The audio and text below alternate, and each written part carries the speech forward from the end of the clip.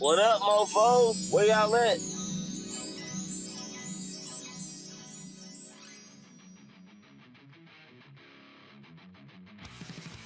For everyone listening, if you want to send in stories, articles, photos, would really help us is maybe like some remixes or some custom music for us to use. Please use that email, practicallyfriendspodcast@gmail.com. You can also see us on RSS. You can see us on Amazon and Spotify. This makes me wanna rock to the beat, ride to the rhythm, start moving my feet, talk to my spirit till I knew who was he, and I start truly seeing who I came here to be, instead of what this world wants to make me believe. Got me running on a treadmill, chasing my dreams, in this fairy tale fantasy, all make believe. Be all you can be once you set your mind free. That's what I see now, but didn't this whole time. Didn't think to align body, soul with the mind. Had a closed third eye, controlled by the blind. Couldn't see that I was being held below by design, until the day I found my inner flow through my rhyme. Connected to my essence, now I know it's divine. See, I looked into the mirror, saw my soul through my eyes. Haven't seen you in a minute, see, it's been a long time. Let it go, clear your mind. Body, soul is divine. And I know in due time that it all will be alright. This makes me wanna rock to the beat, ride to the rhythm, start moving my feet. The movement is key to longevity when the body is free to express. The pain and the stress disappears, converting the fears into fuel for the fire, and find the desire in moments embraced. Utilizing space to expand, dance in the sand, come and take my hand. Stand tall, don't give up when you fall. It's all about balance to life's daily challenge, cause man, you gotta move, gotta do something that you love with open minds. Reading the signs from the soul's voice, quiet the noise to make sense of confusion and see through illusion. I think the solution is focus, to bring to the surface the things you don't notice. Let it go, clear your mind. Body, soul is divine, and I know in due time that it all will be alright. Yeah, this makes me wanna rock to the beat, ride to the rhythm, start moving my feet. Meditate for life and renewed inner peace till I sit there with a smile like Buddha in his seat. Complete, we bringing that feel-good music. Nice be the crew, we making real good music. Okay, hip-hop's next evolution. We representing life, it's time to heal through music. Yeah, with every single earth revolution. Rapping with the flow, body, mind, soul movement. Montel Jordan, this is how we do. Old school like when Cat said yabba dabba do. But we back to the future, injecting the newness. Positivity mixed in with the truth. My only real concern when I'm stepping in the booth is what kind of Tell us message about I'll your be sending goddamn to the youth. track over. Okay, so like I was telling you earlier, I'll just repeat it. There's this car cut me off. It was a Toyota Corolla. I'm coming over here, and I was trying to get past him. He cuts me off. Probably misses my bumper by, I'd say, at least 2 feet. So, Sounds like he's got some talent. talent of being an idiot. So we end up going past this semi, which was next to us. This person gets over in the next lane. I try to go past him. He goes even faster, gets up past me again, gets in front of me. Turn over into the right lane because there's no cars. This person gets in front of me, so I'm like, okay, time to get rid of this bastard. So there's this exit coming up, which you know, Kyle, as Grant Line. Yeah, yeah. So I take the Grant Line exit. Of course, this person takes it as well. Well, I get up far At enough. this point, he's following you. Yes, at this point, he is pretty much following me. So I get up far enough on the exit where I have enough time to scoot back on the highway, but he's trapped because of the grass without going over the median and wrecking. So I was like, all right, thanks, pal. Fuck you. I'm out. Deuces. Well, he ends up getting on the exit ramp to try to get back on the highway, but at this point, I'm already gone. Yeah. Like, there's no way he's catching. By the time this person even attempts to get close enough to me, I'm already taking State Street, and this person is just going. So nothing actually, like, y'all didn't get out and start throwing hands or nothing? Nope. You avoided that, thankfully. That's why I did that little escape maneuver up Grant Line. Oh, shit. You sly. Mm-hmm. For those of you who never done that, keep that trick in mind next time somebody's following you. Dude, I can't tell you how many times I've been on both ends of that argument. Like the instigator and the escapee. It's an easy way to get out of being followed or being tailed without being harmed. Yeah, I think I watch enough cops. I think I'm okay. There you go. Officer Nate, Sergeant Nate. Oh, Sergeant Stumler to you, sir. Sergeant Stumbler. Yeah, Good to see you, sir. he's watching cops upstairs right now. Of course he is. Goddamn right. I'm about to go up there and say hi to him. Okay, yeah, go ahead. He announced that he teamed up with the Bearded Butchers. Who's that? They're guys on YouTube who pretty much make like their own steaks, make their own. Oh, we're on. I didn't know that. Well, no, we're gonna talk. Might as well talk. Fair enough. But Pat recently had Brock on his podcast. Brock was telling about how he teamed up with the Bearded Butchers, who are. I might want to put the headphones on. Yeah, we're getting there. We're almost there. Kind of impromptu episode here. Yeah. But Brock recently announced that him and the Bearded Butchers, they teamed up on a seasoning. Like a, and this isn't like just like steak seasoning like this shit. You can put it on like chicken, you can put it on ribs, you can put it on steak. A lot of people do that, actually. But Pat had it on with Brock. And Pat said they'd been using it for a few months. And in Pat's exact words, he said, "You've got a winner here." So I've been wanting to kind of order that seasoning, see if it's really as good as people say it is. By all means, do it. Because, I mean, when it comes to like barbecue people or smoking this, what have you, when I got that gator and I smoked it here, I ordered their seasoning, and it was orange based. Mm-hmm. You know, and I had oranges and potatoes and this, that, and peppers and all that inside the gator guts and everything. I mean, and I used the entire fucking thing of seasoning. The entire shaker. I mean, it's a 15-pound gator, so. Oh, yeah. Yeah, so, I mean, I'm not mad at people trying to do their own rub and everything. Hell, I mean, the rub that I learned came from that cookbook that I got. Oh, yeah? You know, from Amazon. I forget what the guy's name is at this point. But, yeah, I'd love to try it. I think so. I think what they said was if you go onto the Bearded Butcher's website and you look up Brock's seasoning, if you use the promo code Brock, I don't know if it's still going on or not. What's it called again? Look up Brock Lesnar Bearded Butcher seasoning.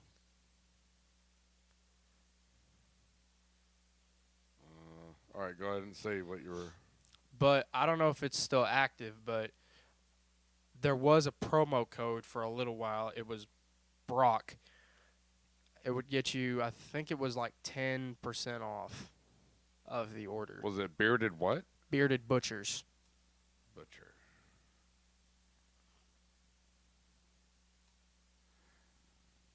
Yeah, Brock Lesnar blend. Brock Lesnar blend. That's what it is. WWE Bearded Butcher Brock Lesnar seasoning blend. Okay, try and come up with a more catchier name. First of all,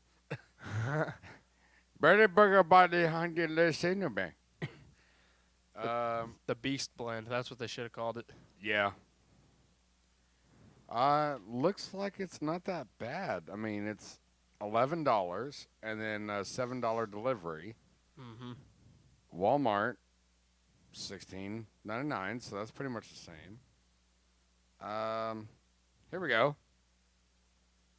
As Brock Lesnar talks about life as a bearded butcher. Have you seen this? Yeah. Well, we're about to see it again. And that shit doesn't work, by the way. Grow a beard does not fucking work. Nope. I have the little thing that pricks your skin. I have the oils. I have the supplements. It doesn't fucking work. Nope. Nope. Not at all. It just pricks your skin.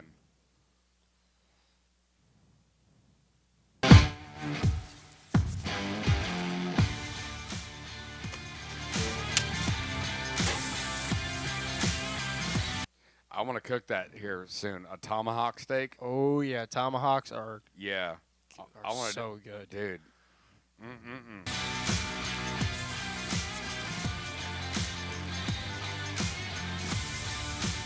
Is that motherfucking crab tail or lobster tails? Mm-hmm.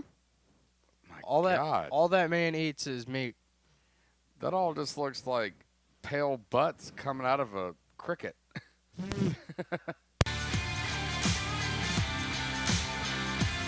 That's a brisket. Mm-hmm. That's him? That's Brock. He grew a beard. Grew a beard and he has a ponytail. Like, dude straight up looks like a Viking.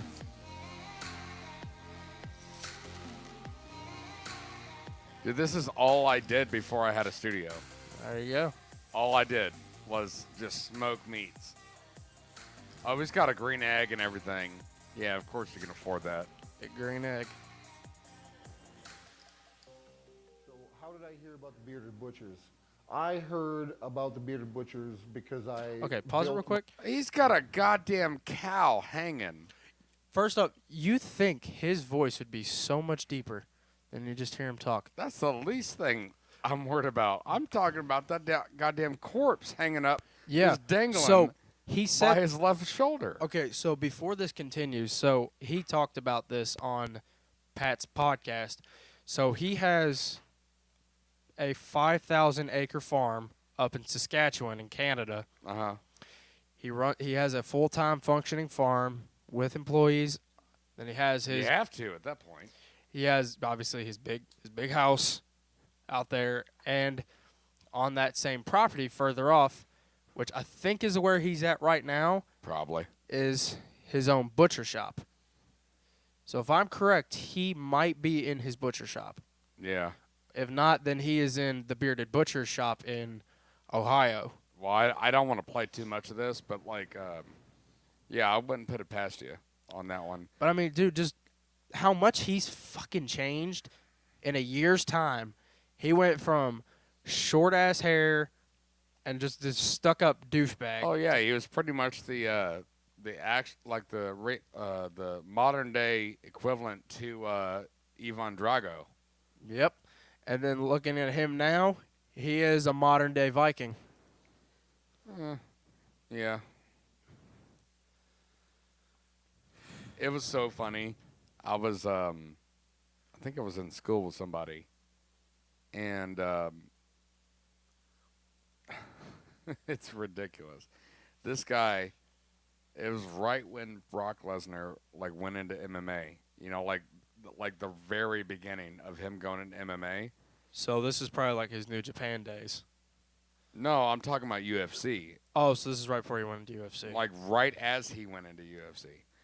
I think it was somebody I worked with or someone other. It was like, Brock Lesnar's my stepdad. Don't fuck with me. It's like, you gotta be kidding me. First off, at that time, motherfucker lived in Minnesota. So what the fuck's your stepdad living in Minnesota and you're living here? Either here or Florida. Yeah, like, Yeah, it's like, oh, he's my uncle, like twice removed. Don't fuck with me, or something like that. whatever. It's like, dude, for real, goddamn, man, don't reach that far.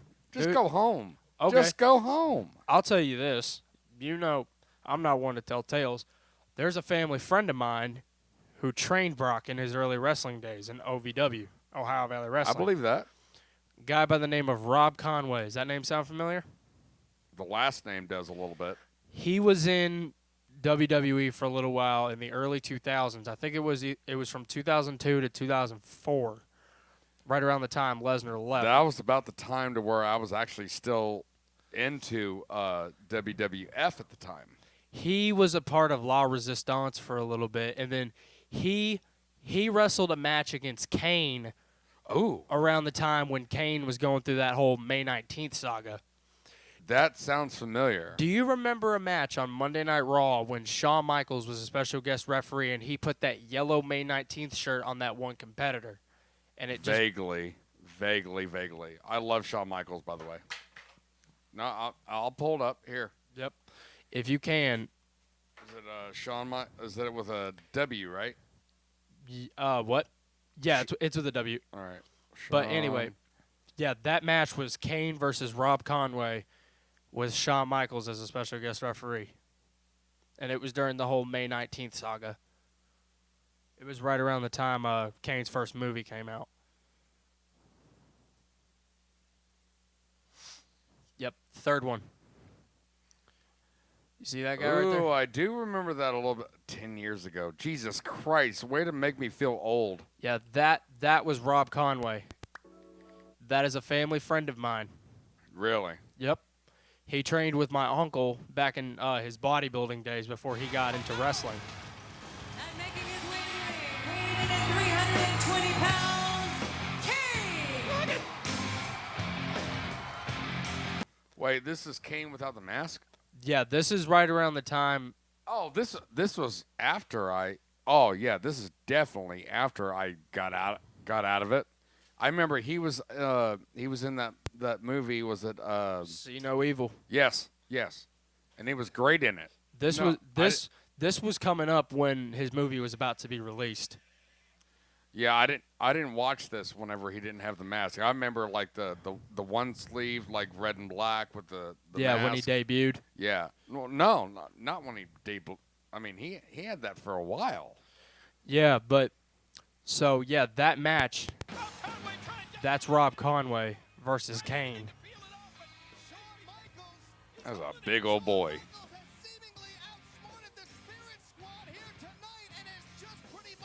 And watch Kane right here. Dude, Kane's acting is so fucking incredible.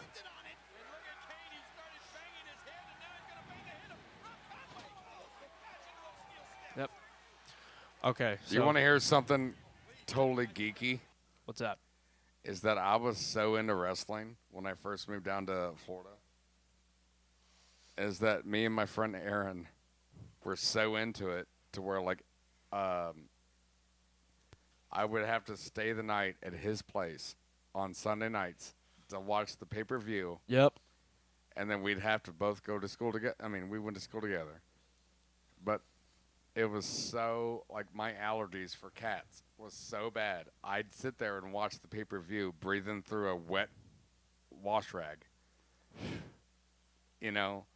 And, like, Monday Night Raw, and then the pay-per-views. No, like was it Monday Night Raw, and then when was SmackDown?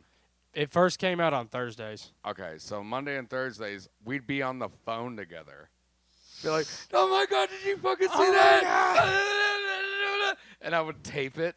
Dude, I probably had a stack of fucking tapes, so big. But like that, I would like.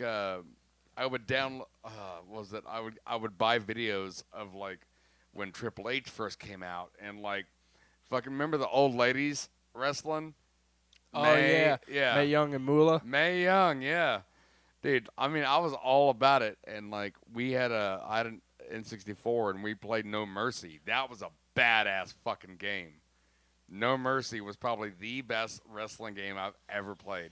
But like I'd play SmackDown. Like the one with The Rock, or whatever, there on the cover. It was a SmackDown 2, I think. Yep. Oh, dude, I'd play that every goddamn day. And I even had the little, the ring with the little bungee ropes. Yep. I still have the Hardy Boys, and Chris Benoit, and was it Latino Heat? Eddie Guerrero. Yep. I have all those characters. Oh, and Undertaker. And, like, Stone Cold, The Rock. I have all those characters. Those action figures. Mm-hmm. They're not dolls, Mom. They're action figures. Right? I had to say that a few times. I did too. And same to friends. They're still down south. I still have them. I have an entire bin full of action figures. I probably have 3 different Undertakers, 4 different Kanes, maybe 5. Sup, Kane? One of Brock, a couple of The Rock. Yeah, that's too new. That's too new for me, son. Couple of The Rock, Big Show, Shawn Michaels, Stone Cold. Triple H, Stone Cold. Austin. Stone Cold. I do have one of him, I think. Rey Mysterio.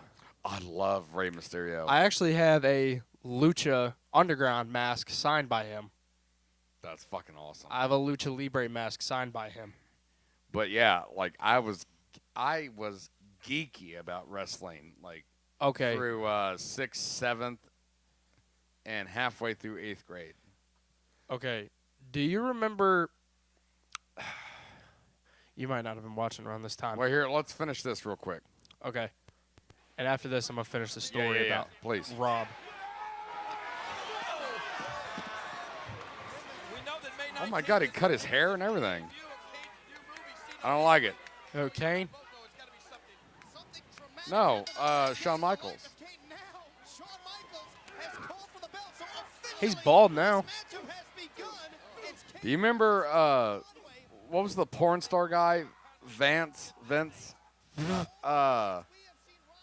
Lance Archer. No, the guy that like had like the moves like this, and like he always walked out in a towel, and he acted like his specialty move was the money shot. The money shot. Oh, who was that? He acted like he was a porno guy. It was VV, something V.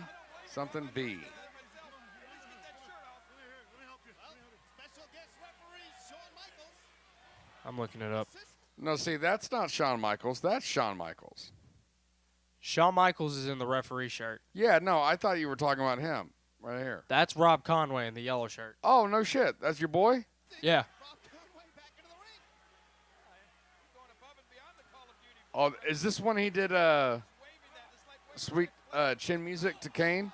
Oh. Might have been. I'm not sure. Fuck it. Val Venus. Val Venus, that's it. That's who it was, Val Venus. Yep, that's who it is. Him and, was it Mark Henry, Sexual Chocolate? Sexual Chocolate, baby. That's what I'm talking about, man. But, oh, dude, and I remember when we were really into it, it was fucking Rikishi and The Rock Big together. Quiche. Dude, Big Quiche. just rubbing his ass all over, Stink face. all over it, face. Booker T. Dude, I loved Booker T. Dude, okay, so I remember when Kurt Angle first fucking got in there. That's when I was into it. Dude, no. Okay, so a few years ago, back at WrestleMania 34, Kurt Angle actually stepped out of retirement and I think I heard about this, yeah. wrestled a mixed tag team match with Ronda Rousey I heard about this. against Triple H and Stephanie. Well, it's weird. Like, the first time I ever met Rob Conway, I was actually in a bowling league with my dad. Metal. And, well, I remember, like, the first day, I remember seeing just this huge, yoked-ass motherfucker. I was like, that dude is a fucking giant. What the hell? I remember looking at my dad. I'm like, who is that? But then I saw his name, Rob Conway. I was like, why does that fucking name sound so familiar? So I looked his name up, and I realized, I was like, oh, my God, that's a former professional wrestler that is sitting 7 feet away from me. Yeah. And so I got to talking to him a little bit, and it turns out he was a close friend of my dad's brother, my Uncle Mike, who passed away a few years ago. R.I.P. Uncle Mike. Rest in peace, man. God rest your soul. But when my uncle was younger... This is him right here? This is fucking oh, my God. That's Conway. Holy shit. Yeah, that's He is way bigger in this in 05 than he was in the one we just watched. Yeah, because back then, the one you saw before that, that's when he was still a rookie. This is him like a couple years into the business. Oh, Dude, my God. you should see him now. That dude pushing 50 is over 50 years old, and he still looks like that. What a fucking Greek god, this guy. But except nowadays, him being older, he has less body fat. How can you get less fat? Dude, I'm telling you. We're watching the Greg Valentine versus Rob Conway. It's 10/21/05. Well, and Conway's the one in the glasses. Yep. This motherfucker is cut. Jesus wish he was this fucking cut. But anyway, so I got to talking to Rob one day. By the way, nicest fucking guy in the world. Oh, I bet. Absolute fucking legend. I definitely. Of a guy. Yeah, I bet. Such a Oh my nice. God! Look at the fucking traps on him. I know, but It looks like he's hiding behind somebody else. So turns out when my uncle Mike was younger, he was a bodybuilder. My uncle trained Rob. Who the fuck is this? That's Greg Valentine. Ugh, gross. Go ahead. But when Rob was pretty young, he met my uncle because Rob wanted to be a professional wrestler, but he needed to build up some muscle. Yeah. And he met my Uncle Mike. And my Uncle Mike was a bodybuilder. And back then, my uncle was a big motherfucker. He was a bad dude. Was that like Ronnie Coleman, I think is his name. Ronnie Coleman. Remember we were talking about the Belgian Blue Bulls that could not make fat? Yeah. Yeah. I think it was Ronnie Coleman, I think. I think Mr. so. Universe, the Yeah, black dude. I think so. He can barely move now. I think it But was him. Like he was genetically meant to be Mr. Universe. But yeah, go ahead. But anyway, so, and Rob, keep in mind, Rob is from New Albany. The dude went to New Albany High School. Wait. Rob Conway is from New Albany. No shit. He went to New Albany High School. That is awesome. So, but anyway, when he started bodybuilding with my uncle, the reason why he looks like that now is from training with your uncle. My uncle got him into those training routines, and he just got fucking huge. I texted him probably about 6 months ago to check up on him, and I asked him, I was like, hey, can I ask you a question? He said, yeah, what's up? So I asked him, I was like, I know you used to work out with my uncle when you were younger. Do you still use any of the same routines that he taught you? He said he still remembers every single routine my uncle taught him by heart, and he still uses those, and he's going to keep using those till the day he dies. Fuck yeah, dude. But when Rob finally got big enough, he went down to the training regime at the time, which was Ohio Valley Wrestling in Louisville. He went down there, and he started to become one of the lead wrestling trainee guys because Rob was such a big fan of professional wrestling. He knew all about it. So Ohio Valley Wrestling instantly took him in, put him as one of the top guys, and he trained new incoming people every season. Oh, like NXT. Almost. Yeah, it was the past version of NXT. But he trained guys in their prime like Brock Lesnar, Randy Orton, The Big Show, John Cena, Batista. I can't see nothing else after Cena. Batista. I love Batista. Dude. And Rey Mysterio. I love Rey Mysterio. You know why I always loved Rey Mysterio? Why's that? It's because he was a little dude. He was so much smaller than everybody. I'm talking about obviously all these guys normally are so large. It almost like. But he was 5'7", 180. 5'7", that's taller than me. And he, but he was smaller. I mean, these guys are fucking gargantuan. And it kind of like numbs you to how tall they are because they're all tall. And he comes in with a Lucha Libre fucking mask and those baggy ass flamboyant shorts. And he's doing all these acrobatic shit. And he's just flying around. And that's what fucking not Matt, but the other Hardy guy. Jeff Hardy kind of got the Swanton from, and it's like, yeah, but I loved him so much because that kind of because I was always the shorter guy, right? That's probably why I liked him so much. Yeah, there's a reason he got the nickname the Giant Killer. Oh, I didn't know he had that name. Yeah, one of his many nicknames is the Giant Killer. Because he's that one move he does where he slides the 619. or was it he goes up and he holds onto the top rope and then he swings his legs around And kicks you in the face. Yeah. 619. Yeah, yeah. You know what? You know where he got that name from? 619. It's not Miami, is it? That's the area code for his hometown of San Diego. Ah, makes sense. 619. I was close. But anyway, so Ray was the first superstar I ever met, but Rob is the first one. You met Rey Mysterio? Ray is the first WWE superstar I've ever met. Did you see him without the mask? No, unfortunately, but he did have this one mask that he even told me he's never worn in the ring before. It was this silverish black mask. Really? With almost like spikes sticking up out of the top, going down the sides and going down to the front to the nose piece and going down the back. It sounds almost like Nacho Libre mixed with like a totem pole, almost.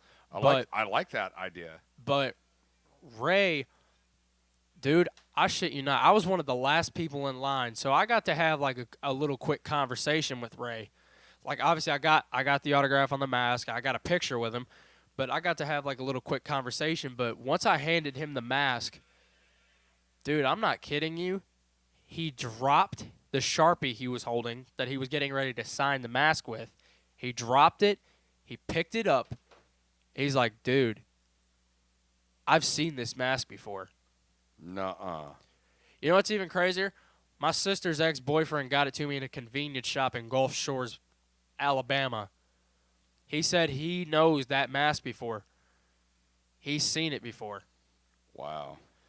But he signed it, and he looked me dead in the eyes, and he took my hand, and he's like, can you do me one favor when you go home? I was like, what's that?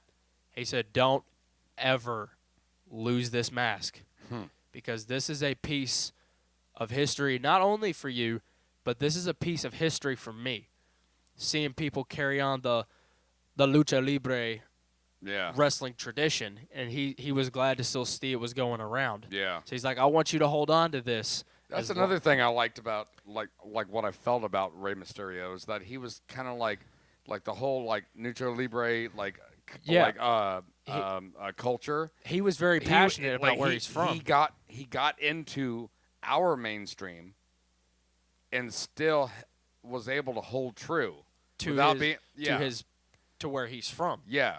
And I know how fucking corrupt it is with McMahon and this, that, and the other thing. But he did it in a way to where everybody liked it. Everybody liked it. So McMahon and everybody, the powers that be, could not change it. Yep. And that's a dude. That's a lot. Props to him. Plus, I love Rey Mysterio. Man. Everybody who has come in contact with Rey Mysterio has gone on a podcast and have had nothing but good things to say about him. You got guys like Cody Rhodes going on talking about how Rey, here's a little fun fact for you, when him and Cody wrestled at WrestleMania 27, it was actually Rey Mysterio's idea to work Cody at WrestleMania. He was walking around. There was a bunch of guys down in the ring. I think it was before an episode of SmackDown when it first aired on Friday nights. And he pulled Jim Cornette aside, and he's like, how about him? Pointed right at Cody. Cody Rhodes' first pay-per-view ever was at WrestleMania 27 against Rey Mysterio. And Rey put him over. Rey put Cody over. Cody won the match. What do you mean? Oh, like put him over, like over the ring? He put him over. Like Cody pinned Rey at WrestleMania, and Cody went on to have quite a lengthy Intercontinental title run. Yeah. After he beat Rey, but I mean, hell, you got guys like Undertaker. He's come in contact with Rey Mysterio. He loves the guy because. Well, they're all just in business together. And obviously, spoiler alert to you Belgians, this is all scripted. It's a scripted business. I didn't want to believe it for the longest time when I was in middle school. But the thing is that it doesn't take away from the influence that Rey Mysterio and then other guys that we've been talking about have on the sport and the culture. Well, and there's a lot of like professional wrestlers who actually do not like each other in real life. Like outside of the business, do not like each other. But hell, you got guys like even Brock Lesnar has praised Rey Mysterio for his work. He's a bad motherfucker, dude. Dude, Rey is a giant. Rey Mysterio is like an inch and a half taller than me, and he's a small dude, but he's a giant in the wrestling world. Yeah, I love Rey Mysterio. And go ahead. Sorry. The second guy that I got to meet was Sheamus. I don't know enough about him to actually form an opinion. Super nice guy. Super nice guy. I hope he is. He was. He was a very nice guy. Third one was the Big Show. I would love to meet him, dude. I don't think he'd be able to fit in the studio. I'll tell you one thing. He's not as tall as you think he would be. He's just a big fucker. He's a big fucker, and dude, his hands are probably about the size of a fucking baseball mitt. Yeah, yeah. Like, hold up your hand real quick. His hands are about 3 times the size of yours. All right. 1, 2, 3. Oh, well, not 3. 2.5. 2.5. Yeah, 2.5, I'd say. But, no, Big Show. I'm not wearing a hat, but hats off to the Big Show. Yeah. I mean, he was born with gigantism too, right? Mm-hmm. Same as Andre, right? Same as Andre the Giant. Same with Kane, actually, believe it or not. Really? Yeah, Kane's over 7 foot. Well, I mean, you can be over 7 foot and not have gigantism. Yeah, but Big Show had it. Andre had it. Giant Gonzalez, if you remember him. I do not. He had it. That dude is the tallest professional wrestler to ever live. How tall was he? 7'6".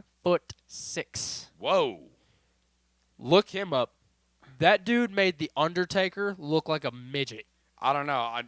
And The Undertaker was 6'10". I don't know. I would and I will, but I pulled up this fucking video here, and it's I just typed in Stone Cold Steve Austin. So right now it's oh, this is his beer bash with Goldberg. Yeah. I don't know the history behind it. They're really good friends. Dude, Goldberg, I love Goldberg so much. I do too. And they're just sitting there just chugging beers over and over. Dude, he is such god damn. Yep. Spill all over everybody. Did you ever watch, Forged in Fire, obviously, right? Right. All right. There's a spinoff called Knife or Death. Yeah, I've seen it before. Okay, yeah. And he's the host on it with an Asian guy. I think he was a Delta Force or Green Beret or Marine or something other. But it's him and Goldberg fucking hosting it, and man, he still looks good. He's swimming in the beer. Swimming in beer. Yeah. Stone Cold. What is this? That was the beer bath. That was when he sprayed all that beer. 1999. Okay, this I might remember. Sprayed all that beer on The Rock and the McMahons. That was the beer bath. I probably definitely remember this. Yeah, then Kurt Angle recreated it with milk a few years later. Did he? Yeah. He sprayed I do remember that. He sprayed Austin in like WCW and all them. You look at me. Take your little glasses off so I can see your eyeballs, son. Pull them off because I want you to look right here. When that bell rings and the match is over, you are looking at the next WWF champion, and that's the bottom line. Because Stone Cold said so. King Stone Cold Steve Austin is focused. As far as right now goes, the big celebration afterwards, Stone Cold's gonna drink a hell of a lot of beer. But Look at Shane McMahon. He's such a little baby. Dude, that's another very underrated wrestler was What? Shane. What was your give me your best impersonation of Vince McMahon firing somebody?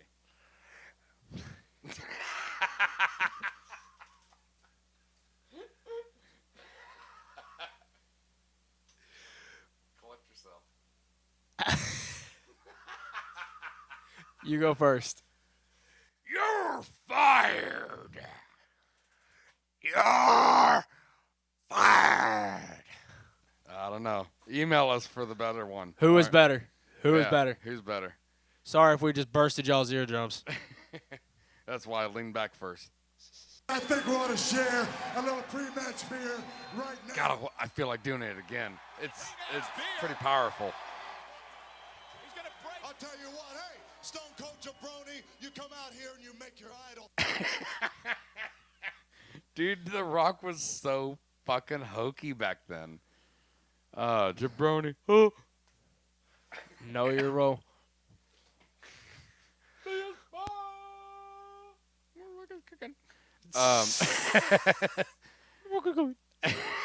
Yeah.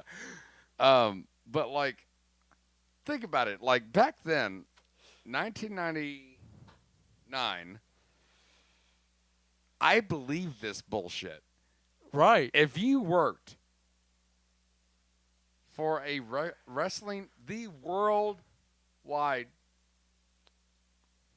federation when it comes to wrestling. World Wrestling Federation. Yeah. Like this shit, you'd believe it every If- step of the way. I'm going to piss off my boss by driving a goddamn beer truck down the center lane with thousands of people there and then spray them and expect to keep my job. Well, because that's the thing. Even in that world, Vince wasn't going to fire Stone Cold. One, because he was fucking terrified of him. Dude, it's all scripted. He was I know. part of it. I know. But I'm saying, think about it in like a more real world aspect. Your ass would be grass if that were the case. It's like you couldn't even get that truck past the fucking security. Nope. But if he did, he just walked down and was like, "You're fired." Yep. Exactly. That was pretty good. Thank you. But back in this day, the reason why people believed it so much is because they could push it way further past like the limit on TV than they could now. And I remember on it was about this time to where SmackDown came out and SmackDown 2 came out, and you'd actually fight in the lobby and the parking lot and this, that, and everything. Yeah.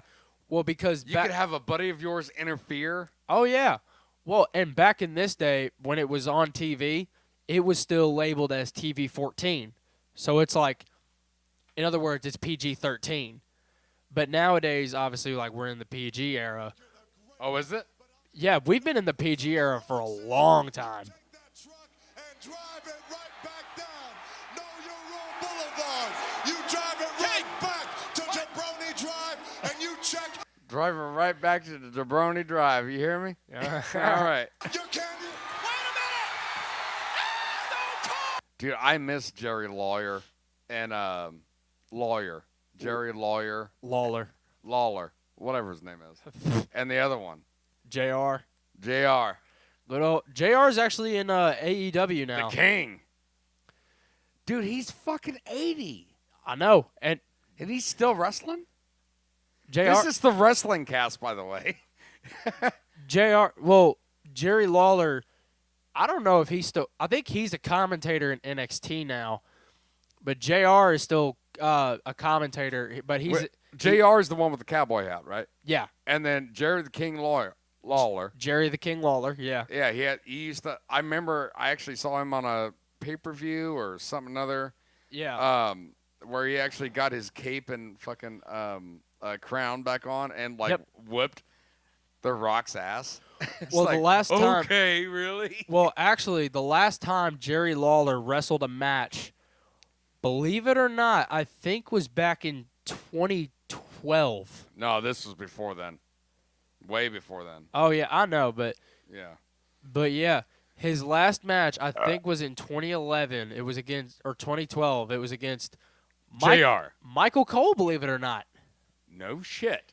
Yeah, back then they were having like a massive ass feud.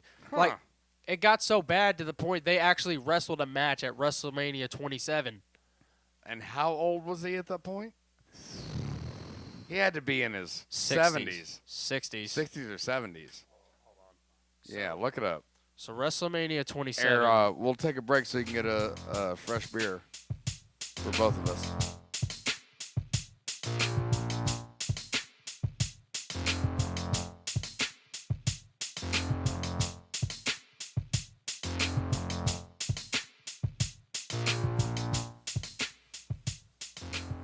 First one, huh?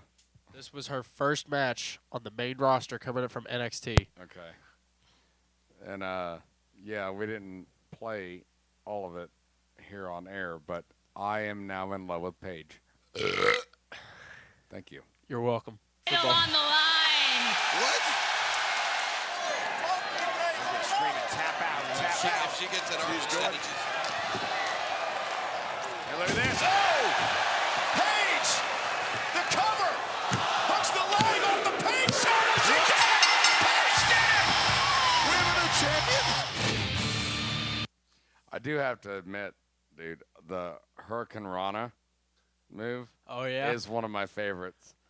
Has a little special place with me because when I was really into wrestling, all we did was go over to my friend Brian's house because he had a trampoline.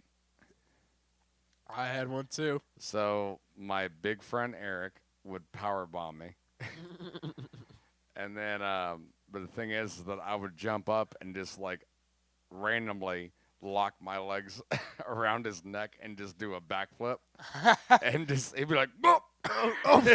And I would like throw him damn near off the goddamn trampoline. It was hilarious. Now, see. So I got a little confident and I started doing this thing. He's like, "Dude, what the fuck?" And the thing is that I'd see him like down the hallway in school. I'd drop my backpack and I'd run up behind him and I'd grab his head and I'd do like a reverse DDT and just bring him down to the floor. He's like, "Fuck, man." He said, "Dude, I did that for like a year." He's like, "I'm so over this." He's like, "But I'm not." But anyway, so when me and my friends grew up wrestling, I was known as the submission specialist. You ever do a figure four is usually what was my favorite. See, my go-to, because it was the simplest to lock in, for me at least, was the ankle lock. That was the one that was used by Ken Shamrock and Kurt Angle. Yeah. If it was you remember the one? Hold on. Okay, so imagine somebody's laying face down, right? Face down. Right, and their legs are over here, and you like interlock their legs and then go like this. Oh. Remember that one? Oh, what was that called? I don't know, but that same guy that I used to reverse DDT randomly in between classes, I did that once to him, and I damn near broke his ankle. But the other one that I go to besides like, the ankle lock. It was like that. I don't know. I think that might be like the heel hook. You know what? That sounds familiar. I think it was the heel hook. But the one I'd go to besides the ankle lock was the sharpshooter. Ooh. Made famous by Bret the Hitman Hart. Yeah. The best there is, the best there was. Was that kind of like the Best there figure ever four will be. mixed with the Walls of Jericho? Yes. Yeah. All right. I remember the Walls of Jericho being like, "Oh no!" and they're always crawling towards the ropes. So it's basically a two-leg Boston crab. For people that don't know that kind of thing. I don't know it. But yeah, it's a two-leg Boston crab is what the Walls of Jericho was. But my go-to nowadays is the You're one. still doing this, eh? Well, whenever me and my friends decide to fuck around and get into wrestling matches or whatever. Now my go-to is actually the one that Brock Lesnar used that he brought from UFC, the Kimura. So it's an arm submission. So what you do is, say you got somebody facing you, they're kind of leaning up on you. You take one arm, go over their shoulder, under their arm, Oh, and then peel under it their back. arm, wrap that same arm right here, grab their wrist with this hand, and literally just crank the shit out of their arm. And It's almost like a police move. it kind of is. It's almost kind of like, it's like a more aggressive version of a key lock almost.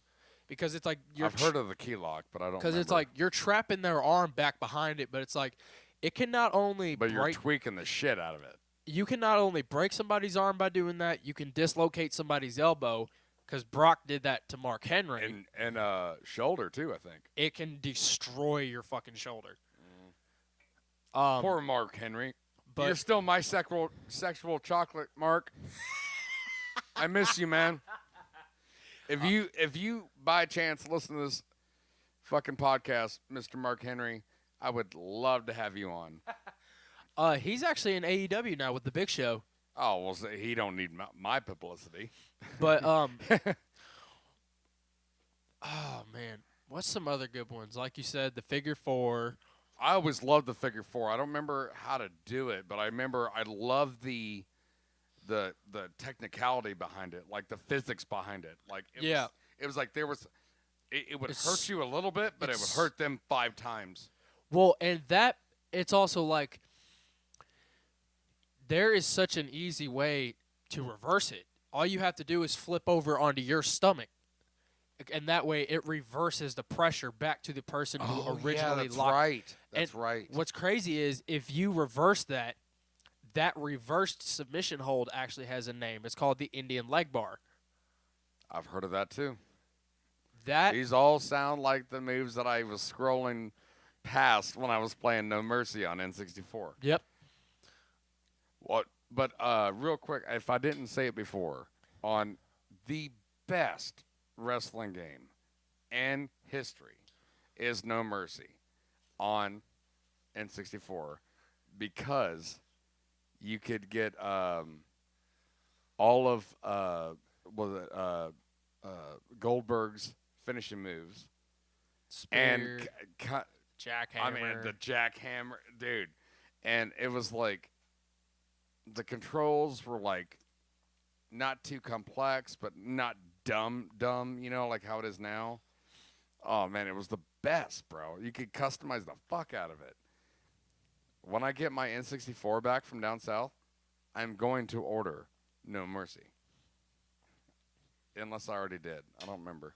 But on the wrestling note, before we close out here, the actual news story that I brought up to you earlier. Yeah, let's talk about that real quick. And it's a very important part, or important subject here about bullying and this, that, and the other thing. Oh, yeah, it is that one. And here's the thing: is like I don't want to, coattail too much off of Mike Calta over there at 1025 The Bone, but he is good friends with Chris Jericho, X-Pac. I mean, down there in Tampa, they all live down there. Yeah. Hell, this is actually where it. Actually, it was not too far. Right here is Fox 51 in Gainesville. And another wrestler, if you didn't know, Chris Jericho, also the lead singer of Fozzy and the creator of the Walls of Jericho and Y2K. Y2J. Y2J, that's right. Thank you. Yep. Thank you. I'm going to edit the fuck out of that one. But the thing is that he was on the air this morning talking about this with Mike Calta. Really? Oh, yeah. I listened to it live. Oh, wow. No, they're really good friends. And they're also really good friends with Kevin Smith, who filmed the movie down there with Mike Calta and Jericho, you know.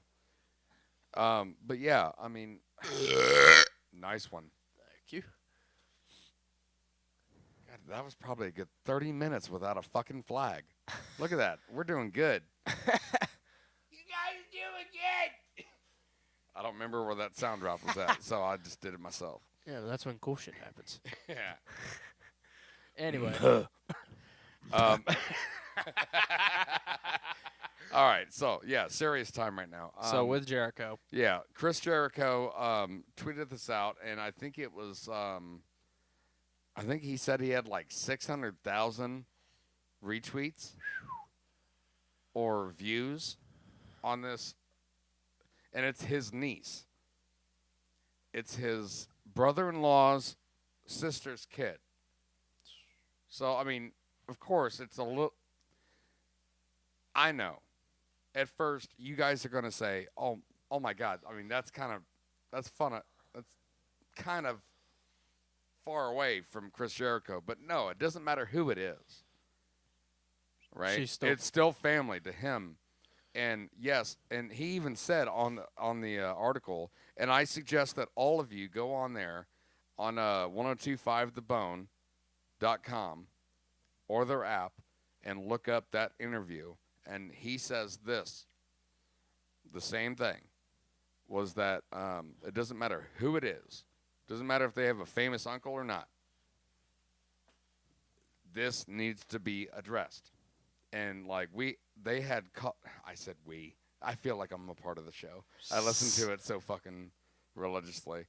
But no, it's like they had like a slew of callers all day today. People that, you know, like had experiences on the bully and the bullyee side. Then they even had a 30-minute call with a human resource girl that used to work for the school county there, you know.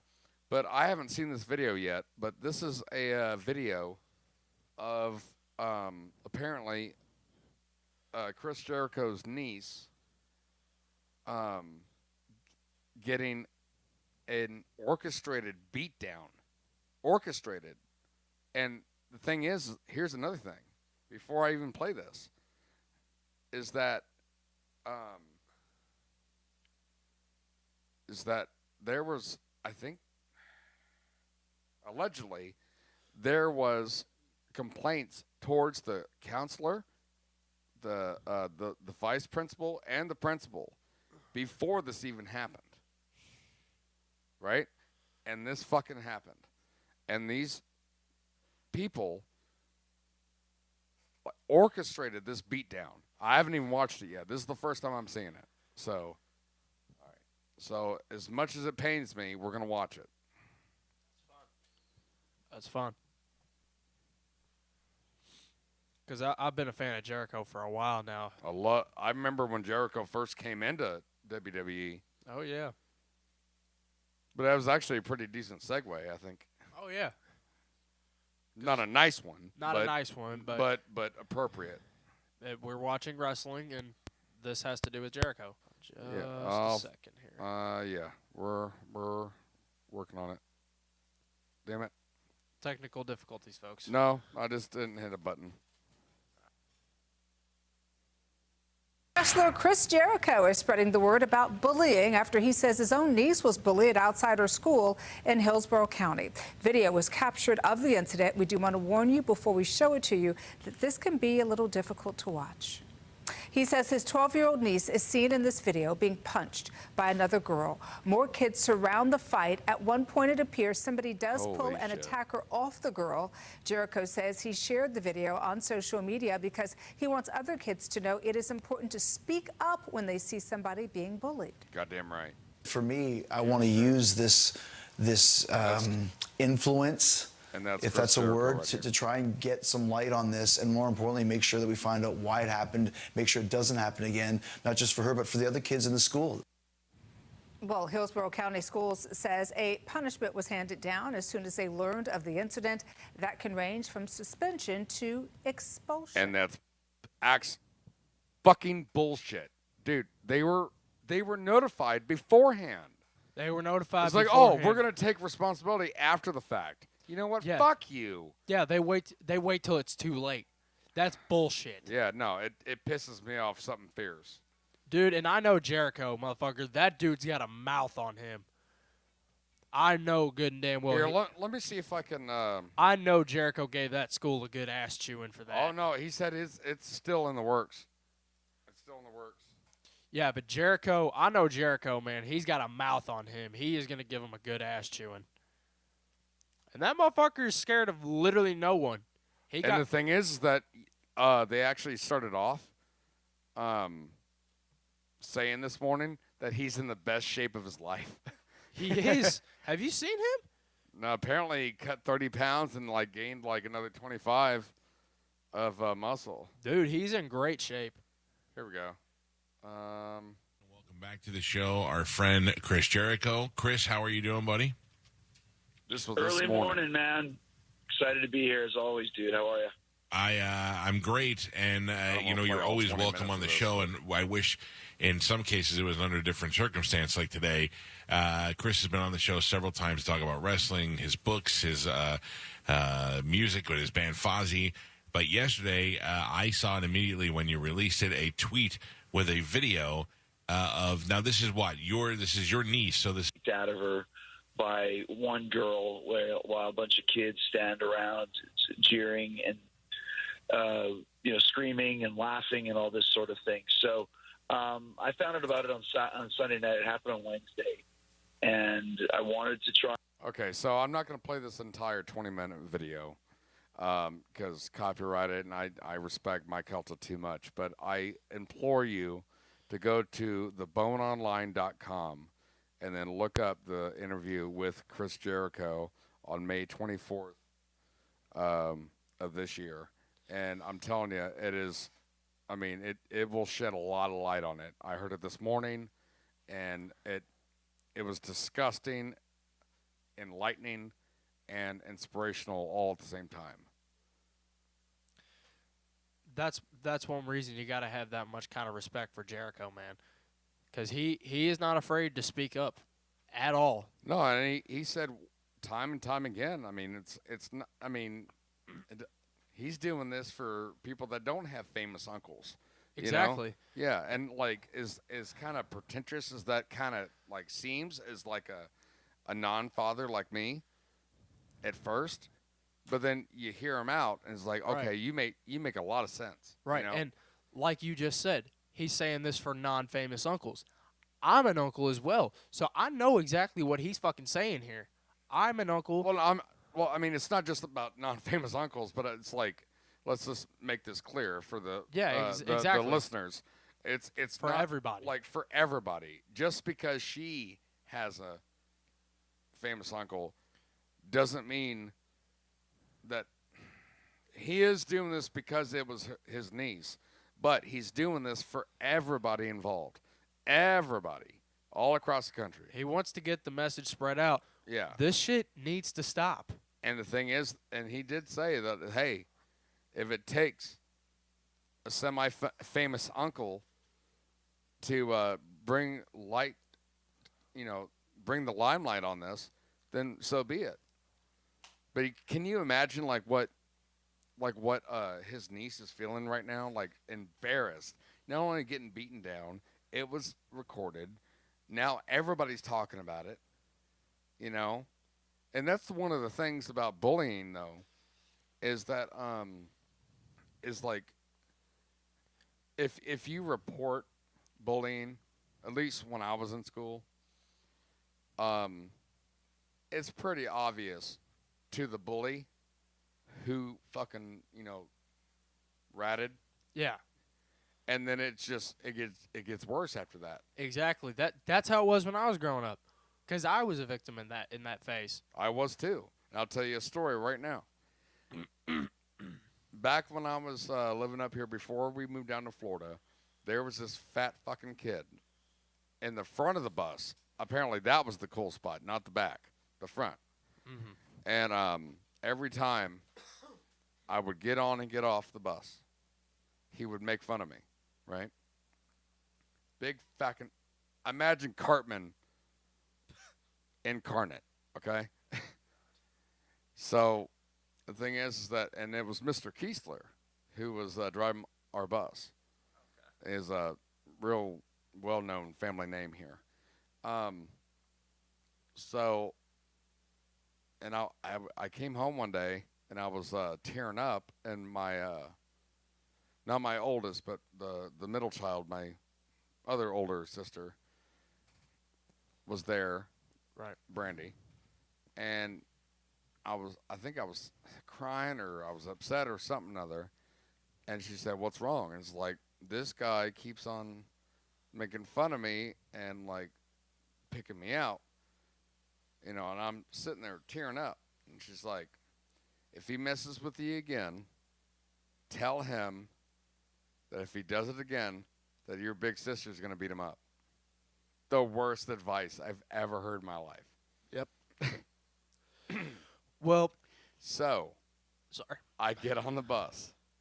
He gets picked up after us, I think, in the morning. So on the way home, I'm walking up to get,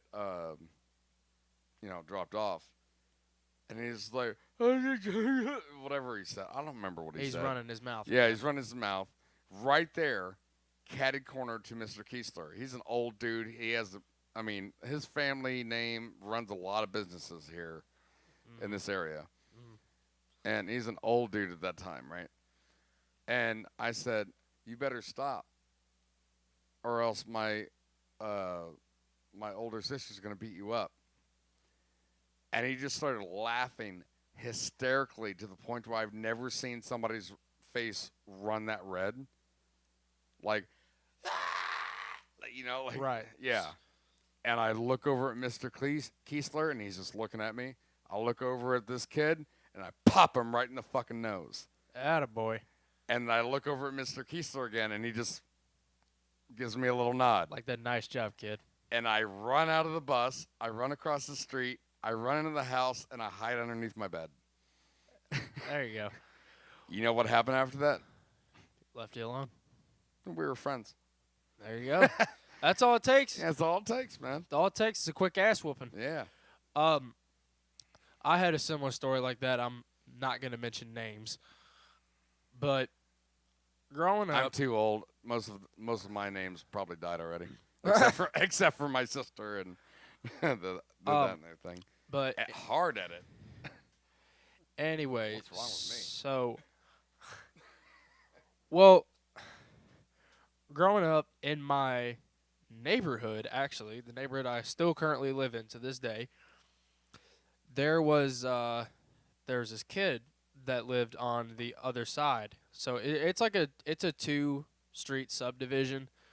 Well, one of the kids that lived on the other side, he was taller than me, but he was very lanky. Like I was definitely lanky, as in like skinny. Tall and skinny, or okay. So he was gangly. Yeah.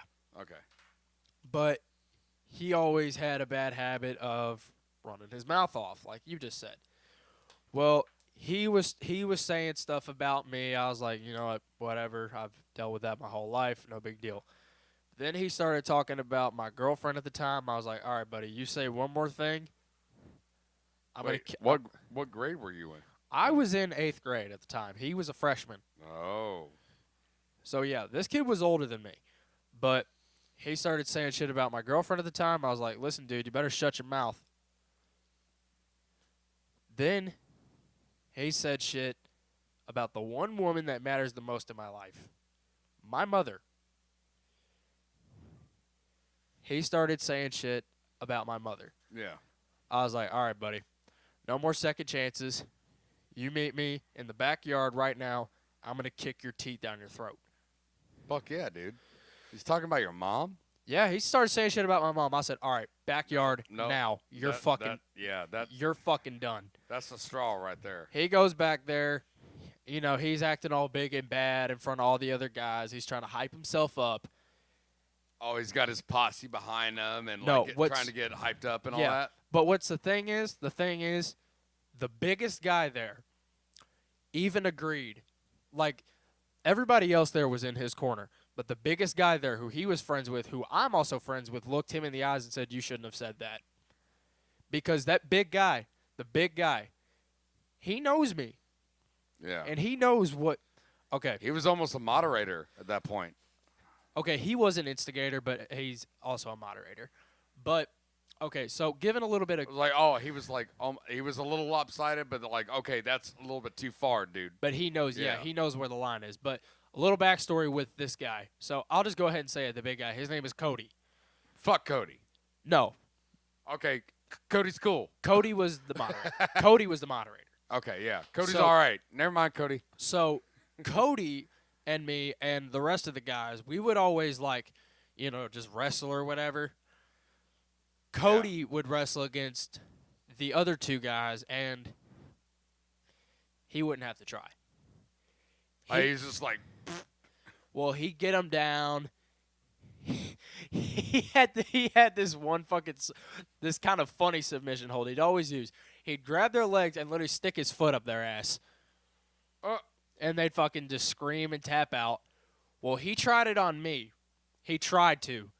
But me being the submission specialist I am, I grabbed his ankle right before he did it, turned him around, and got him in an ankle lock. He got out of it. Giant killer. But he got out of it. He looked at me. He's like, all right. All right.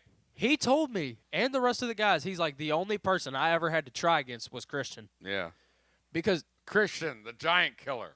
Dude, because that's the thing. I'm a lot like, you see me. I'm 6 foot. I'm 150 pounds. You're bigger than me. Shit. Dude, I'm stronger. I'm strong as fuck for my size. I can pick up and slam guys that weigh over 300 pounds. You ever do an incline leg press? Yes. What's your max?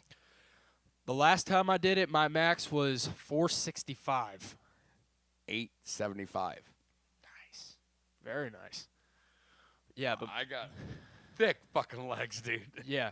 But my max. That's why they tried to get me into wrestling, like actual wrestling. Yeah. Like high school wrestling. Yeah. So many times because I had a low center of gravity and I had that much fucking power in my lower end because all I did was ride my bike all the time. And then, dude, I'm incline leg pressing 875. That's fucking metal. But 5 times. But my max 5-time max, baby. My max recorded incline bench or incline leg press was 465. I think it was for 4 reps. That's crazy. For my size, I was proud of myself. No, it's crazy that I could do twice that much. Yeah. That's nuts. It's insane. I thought that was okay. No, that's crazy these days. Yeah. Like my buddy Dante. You see how people like. I guess now it makes more sense that they wanted me on wrestling. Yeah. I just like. And my buddy Dante, who's in my grade, his max. Love that name, Dante. Didn't we say, "Hey, Dante"? In the last episode. His max was over 1,000. I remember regular leg press. It was 1250 for this guy named Matt. We called him Fat Tits. He was a fat. Okay, imagine Brock Lesnar, but fat. Big boy. Blonde, big tits, everything.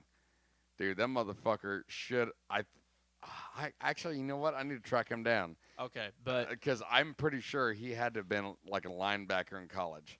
Okay, but back to the story. We got sidetracked. Go ahead. So anyway, Cody tells the kid, "You shouldn't have done that." We get into the backyard.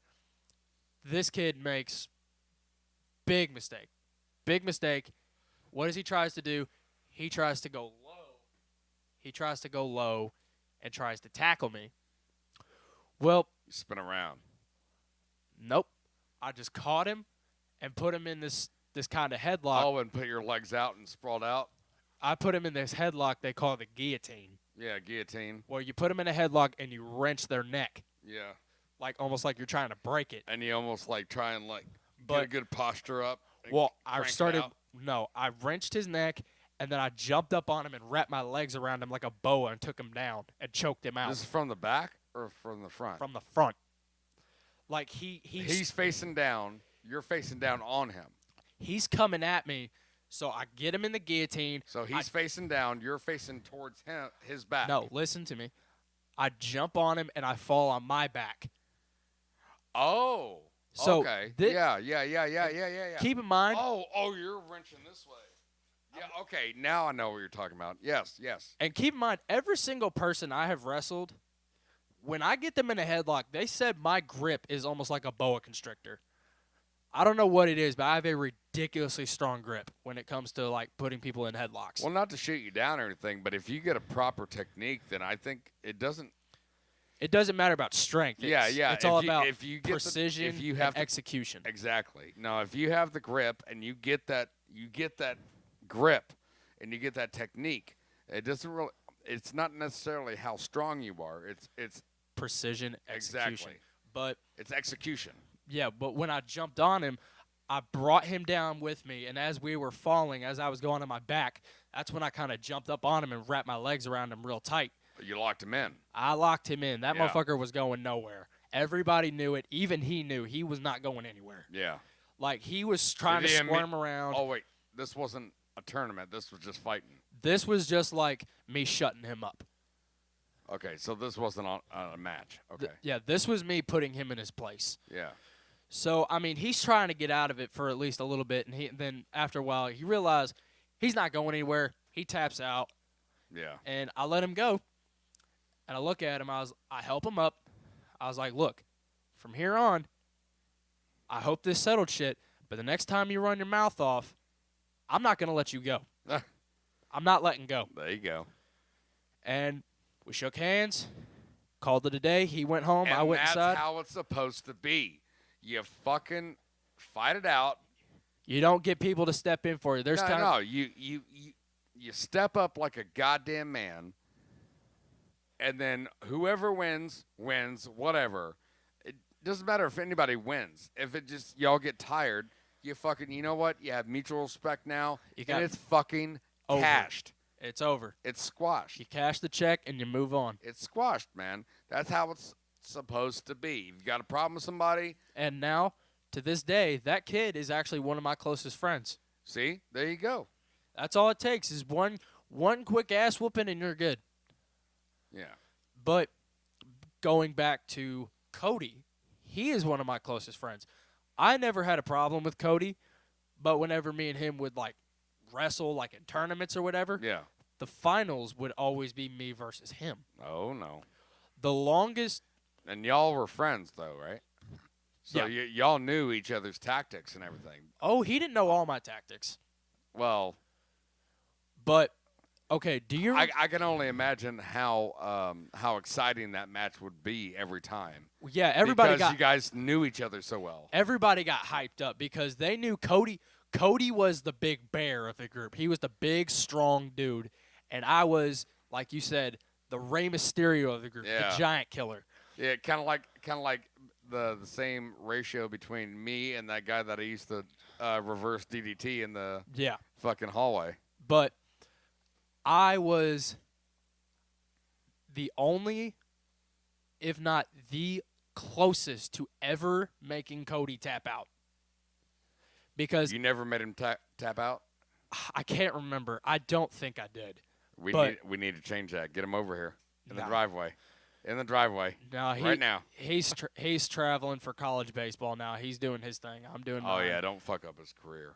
Yeah, but I was the closest to ever see how I did that? Do you remember when the Undertaker was going through his whole American Badass persona, that reverse headlock he had, the taking care of business with the motorcycle, this, that, and everything? Yeah. You remember that submission hold he used to use called the taking care of business? Vaguely. It's like, say you got somebody in a headlock, but their stomach is facing. You're looking at their stomach. Oh, pulling them back. I was on my knee. I was down on one knee. He was down on both of his knees. I had him in that, and I was wrenching his neck and his back. He had his hand up like he was getting ready to tap. But for as big as he was, I forgot how quick he was. He spun around, got out of it, got behind me, and put me in a sleeper. Ooh. And wrapped his legs around me, and I tapped. Yeah. Yes, I have the balls to admit it. Yes, I tapped out because that dude is freakishly fucking strong, and he is quick. You should never have any shame in admitting that you lost a fight. The thing is that I used to say all the time is, like, if I got a problem with somebody, I don't know how to fucking fight.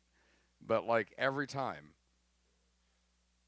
you know, like a fight or a potential fight would come up, or I've got a problem with somebody, it's like, my quote was, "I'll get my ass kicked in Pride." It's like I don't care. I don't care if I get my ass kicked. I'm still gonna make my point. I'm still not gonna back down. Yeah, I'm not gonna exactly. back down. And that's where the respect. I'm not gonna lay down and take it. I'm okay with it. I'm going out as defiant. Goddamn right. But the thing is, like, say with the other guys, whether it be me or whether it be Cody wrestling them, those matches usually be about a couple minutes, 2-3 minutes, 4 minutes tops, max 4 minutes. Yeah. With me and Cody, the longest one we ever had was almost 20 minutes. Oh, wow. Wrestling? Yeah. And by the end of it, that's a long-ass time. yeah, because we kept getting out of each other's moves, and we kept throwing shit that neither one of us was expecting. Y'all knew each other too much, man. Yeah, and at one point, he tried to, like, I guess fucking suplex me, but you know how wrestlers counter that, right? You wrap their leg around their leg. That way they can't get you up without falling backwards. Yep. Because it's your shoulder blades hitting the mat is actually the, because yeah. So and real quick, I think I may have told this already, but I was in wrestling for I think maybe 2 months. My first match was my last match. It was a girl twice my size. Oh, shit. And she beat the shit out of me. And she grabbed my junk. That was my first junk grabbing, guys. I'm not even gonna lie. I went to practice afterwards in my spandex, and then one of the trainers went like that towards me, even though everybody was just there in like basketball shorts. It's like, I don't like this anymore. But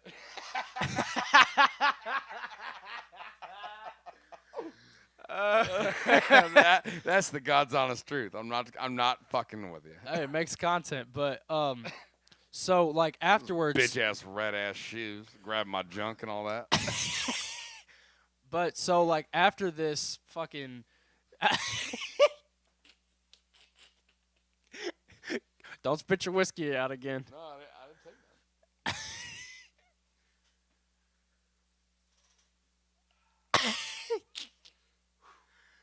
that. Anyway, so going Tell back, your fucking story. I'm trying.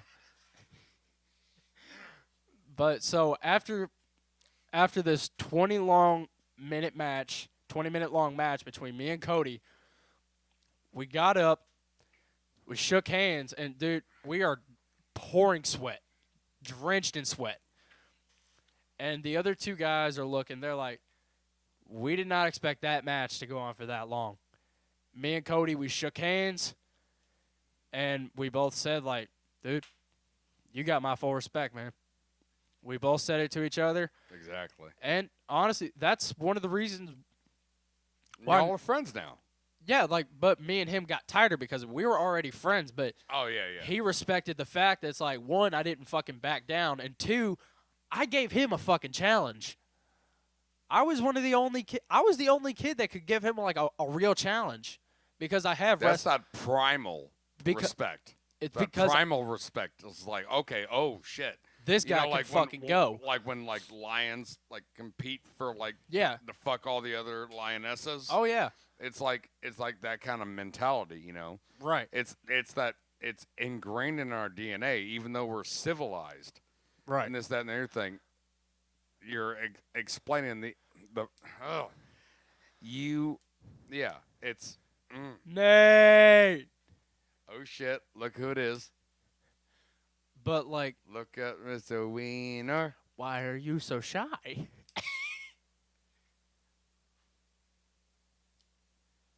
there's a spider in there. He's probably gonna pee on it. It was in the sink. Was it? Yeah, there actually is a spider in there. Was it a big one? Not really. They're all big ones to me. But anyways, so going back to this whole spitters. thing. I do too. But going back to this thing with Cody, he would challenge the other guys and they'd kind of be nervous. He looked me dead in the eyes. He's like, Christian, you want to go? I was like, let's do it. I looked him dead in the eyes. I said, let's do it. And then, yeah, dude. Our 20-minute wrestling match, he's like, all right. Dude, I remember remember this one time. Hold on. Cody, if you're listening to this, love you, man. Be safe traveling. We all love you, man. He's military or no? No, he's traveling for baseball right now. Oh, okay, yeah. Be safe, man. Keep your shoulder good.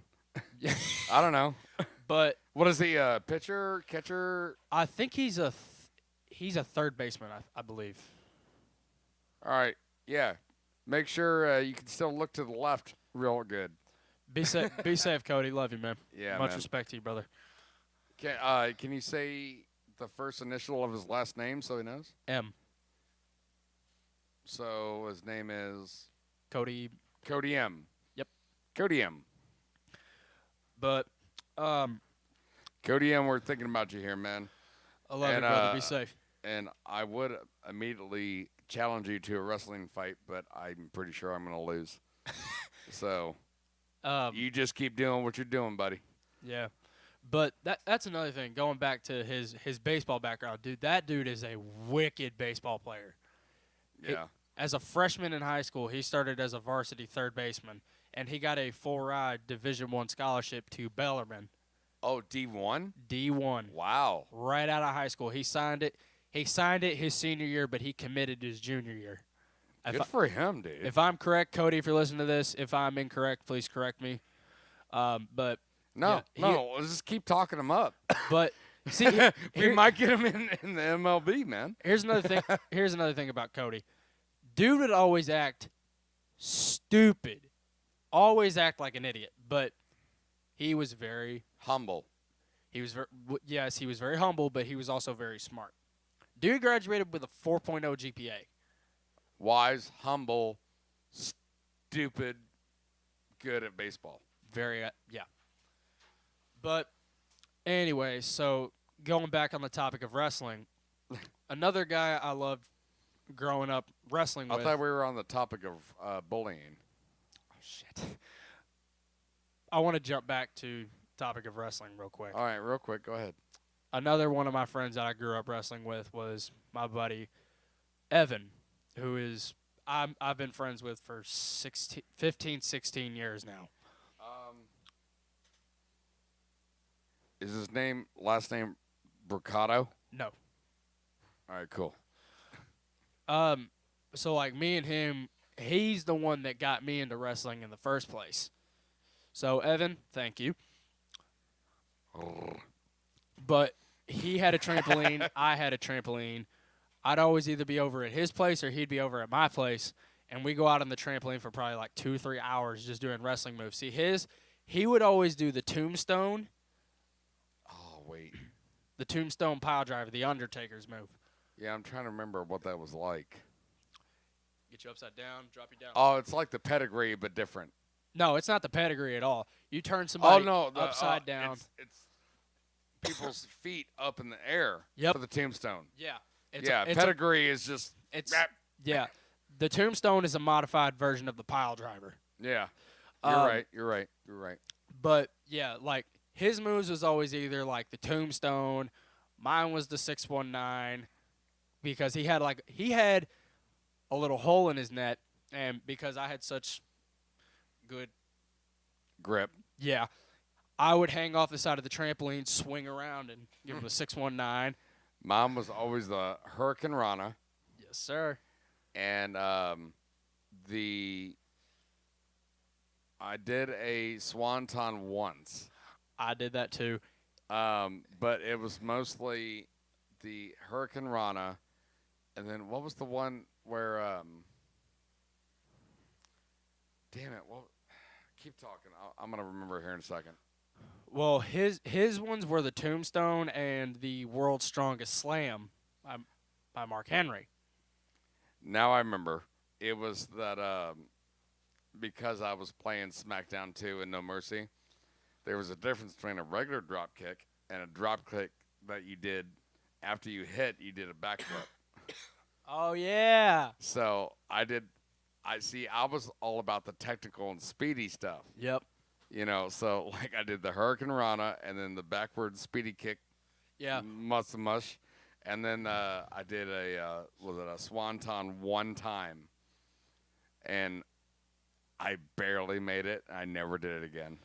Yeah, I did the Swanton a few times. See, one of mine was always the 5-star Frog Splash by RVD. RVD. Yes. That because I could pull that off better than anybody. Dude, RVD was such a fucking badass, man. Dude, like, yeah, and people don't talk about RVD. They don't give him enough credit. I love RVD. Oh, hold on. We're going to take a break. What's up? Yeah, let him down. Sorry, man. But yeah, RVD was the fucking man. Oh, yeah, definitely. Dude, let's talk about tag teams. You gotta put the Hardys. You gotta put Edge and Christian. Don't get ahead of yourself. No, the Hardy Boys, definitely the top. Edge and Christian, as much as I didn't like them, I loved them. The Dudley Boys. Definitely the Dudleys. Devon, get the tables. We got the puppy here. We got Chewy. We got the Beast. Oh my God. Okay, we got to talk about the Brothers of Destruction. Undertaker and Kane. Oh, I forgot that was what they were called. We need to stop talking about fucking wrestling, dude. This is ridiculous. No, that's not. This is content. No, but we were just talking about bullying. We were supposed to. Okay, yeah. Let's jump. Let's finish that topic. Yeah. But yeah, I mean, now you got me all flustered. But Jericho's message was that no matter who you are, he's trying to get this message around to everybody that bullying needs to fucking stop, and it does. It does. It does. Bullying's been going on for way too fucking long. It has caused people to end their lives. Like, how bad do you think it is for a parent, a sibling, or a friend to have to lose somebody to fucking bullying, man? It's fucking not terrible. Only that, but like in that sense, it's like you're gonna like everybody's gonna lose somebody, like Columbine and stuff like that. And they had a somebody that was still in the system, but was a counselor there at the time, and that's where she went on for like 10 minutes, and you never have a caller that like on the line that long on a terrestrial radio show. Nope. But like she was bringing up a lot of good points today, like what I said earlier. If it gets reported, the bully knows who did reported. Yeah, and then that just makes it worse. And then she said also is that whole group that the bully's in will retaliate instead of him. Yep. Or them, her, them, whatever. So, and I can't say it back verbatim, but like I really hope that you guys go to 1025thebone.com. Yeah, please read this article for yourself. And listen to that, and listen to everything on there as per today. Hopefully it opens your eyes to this whole situation and what's going on. Well, the thing is that they had numerous people calling in about how whether they had sons or daughters that were in regular schools, and then they transferred it into charter schools, and it still didn't fucking work out. Right? Nope. The one guy called in and said that his son pushed another kid. Just pushed another kid. And then broke his glasses, right? Oh, jeez. Dude, check this out. The fucking administrators wanted to call the police for property damage. Wow. For the fucking glasses. Jesus. You know what happened? He said that he got to the school. He confronted the other father. He said, "Hey, I'm really sorry this happened to your son. I'm glad nobody got really hurt." He handed him $100. He's like, "Here's to help pay for the new pair of glasses. I will talk to my son so long as you talk to yours. Wipe their hands fucking clean. And that's how it's supposed to be done. You take care of yours, you know. I'll take care of mine. Yeah, exactly. But yeah, before we have to go here, let's blow through some of these other stories. And we're going to talk about this airport fight between a United agent and an ex-NFL player. And why don't you tell us, like, you knew about this guy? Yeah, I just know he was a rookie in the NFL for a while, and then, like you said, he went up to Canada. But that's really kind of like the last. Anyway, dude, you know how fucking pissed I was at him today? Oh God. Yeah, I let him out, like with his invisible fence collar and everything. And I'm like, I'm playing like balloons. I'm playing balloons for like an hour. Okay. Like, where the fuck is my dog? I look up and I don't see him outside. And I'm like, where the fuck is he? So I peek around the corner. Because I whistled for him a few times. And usually that gets him in the house. I look around. I get him in. Dude, he is covered with mud. And there's this fucking hole this deep in front of my goddamn front door that he dug for an hour. Little asshole. All right. Anyways, let's talk about this this fight here on United Airlines. This is the report here from ABC News. Fight between a former NFL player and an airline employee. Former player now facing charges. The worker has been fired. Transportation correspondent Gio Benitez has the story. This morning, United Airlines firing this wheelchair attendant at Newark Airport after this viral video shows former NFL player Brandon Langley and the employee in a violent brawl. Sources telling ABC News it all started when that employee asked for a wheelchair that Langley was using to carry his luggage. The situation quickly escalating, Langley eventually knocking the employee out, but the agent getting back up to continue the fight. He wants some more! He wants more! United telling ABC News it has fired the employee after investigating the incident and reviewing video from a bystander. Langley briefly played for the Denver Broncos. This morning, he's charged with simple assault. One thing that I know about Brendan, he's one of the hardest working guys I've ever met.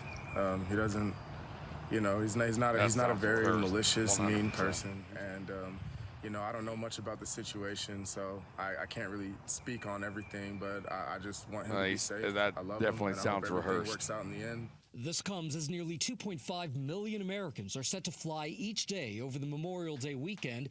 The FAA saying unruly passenger numbers continue to fall, but still more than 1,300 incidents were already reported this year.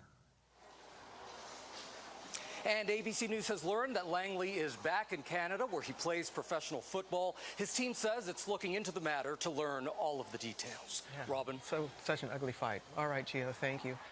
Oh, my God, that woman sounded like a man. That was the biggest story of all. Did you just hear that shit? Let's do that again.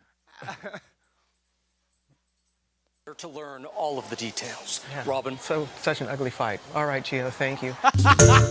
Whoa.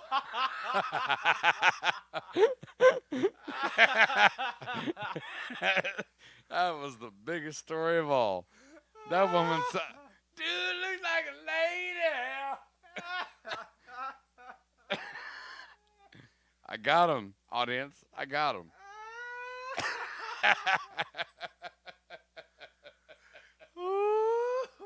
Yeah. Kyle broke me. Yeah, dog. That's a story that we should be reporting on. I'm telling you. Oh, God. I thank you for that. What an ugly fight. What an ugly fight. Me Too News now.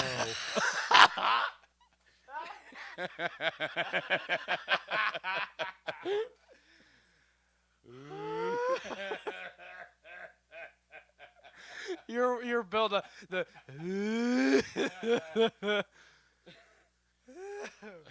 I do news now.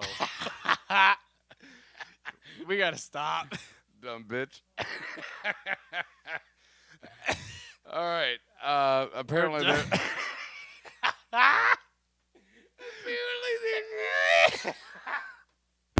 Apparently.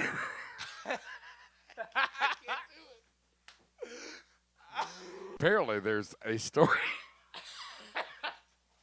All right, we gotta compose ourselves. Apparently there's a story about Betty White's belongings being sold off, and then like there's this is the story coming up about Betty White. Betty White. Betty White.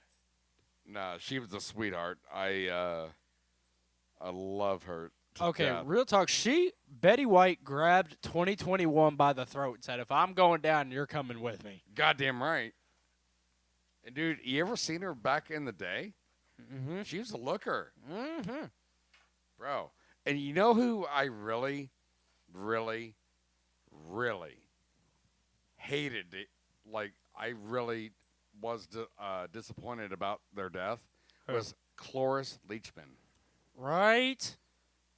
You know who that was? I've heard of her, yeah.